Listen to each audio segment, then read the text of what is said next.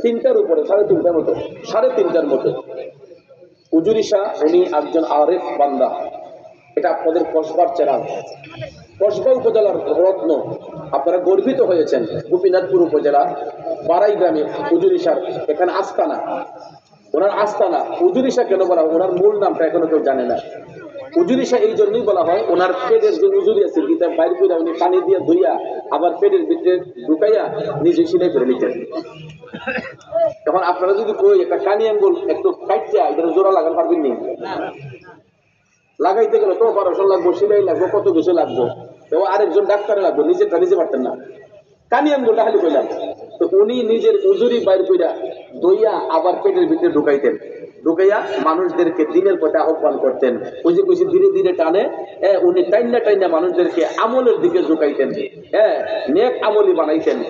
আর আমাদের দেশের মধ্যে কিছু টুন্না গোলামান আছে, ইডি তো আকামা তো বাপের উঠলে খায়, তো ভাবছে যে মোবাইল একটা আছে, তো ইডে দিয়ে কিছু দান্দা মান্দা করলে ইউটিউবে কিছু রুজিকরণ যায়, টিকটকে কিছু রুজিকরণ যায়। তো এই সমস্ত কিছু আকামলা আছে, এরা কি করে ইডিরে কাইটিয়া নিয়ে আপনার ইডির ভিতরে ডিজে গান ঢুকাইয়া, যে একটা কষ্ট করে ঢুকায় জানেন নি, সারাটা রাত জায়গায় ঘুমায় না, এডিট করতে করতে এটার মধ্যে গান ঢুকাইয়া লিপচিনটা মিলানি লাগে, এগুলা করতে করতে গিয়া এরা ফেনা উঠছে জায়গা সেটা।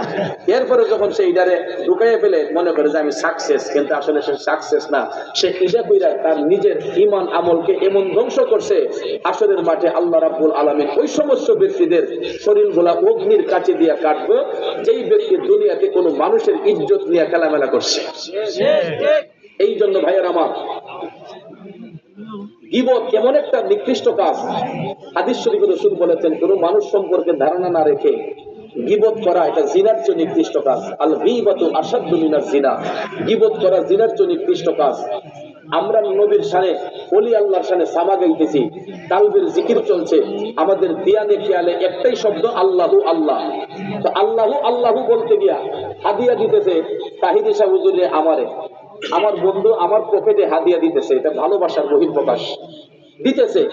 ইডার মাঝে দেখা যায় রঙ্গাইয়া, দেখছো তো দুইজন একসাথে, ইডারে রঙ্গাইয়া সঙ্গাইয়া ডান টান ঢুকাইয়া ডিজে মিজে ঢুকাইয়া, ইডা দেখা যায় হিন্দু বাইতো বাজে, ওই কাওয়ালি তো যাত্রা ভাড়া তো বাজে, নদীর মাঝখানেও বাজে, ওই আমি বলে বুঝি হিন্দু। নাউজুবিল্লাহ, খোদার কসম এরকম কোন ধ্যান খেয়াল আমাদের কারো মনে ছিল না, উদ্দেশ্য ছিল না।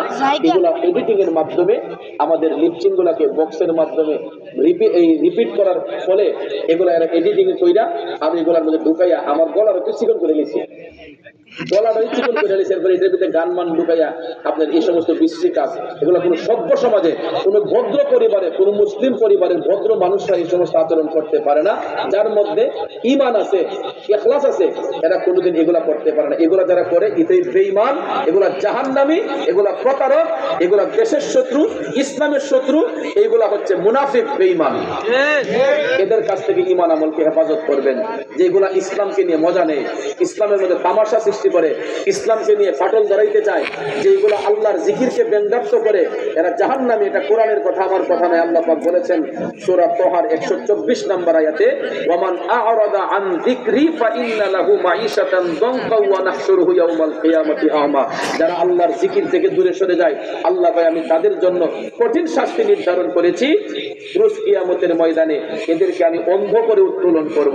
এই জন্য আমি আমার বাবাজিদেরকে বলবো, ভাইদেরকে বলবো, কখনো আল্লাহর জিকির নিয়ে ক্রিটিসাইজ করবেন না, এনকার করবেন না, মস্কারা করবেন না। আল্লাহ তাআলা আমাদের সবার কালবে আল্লাহর জিকির জারি করুক, সবার মুখে নবীর দুরূদ জারি করুক। সবাই বলে আমিন, সবাই বলে আমিন।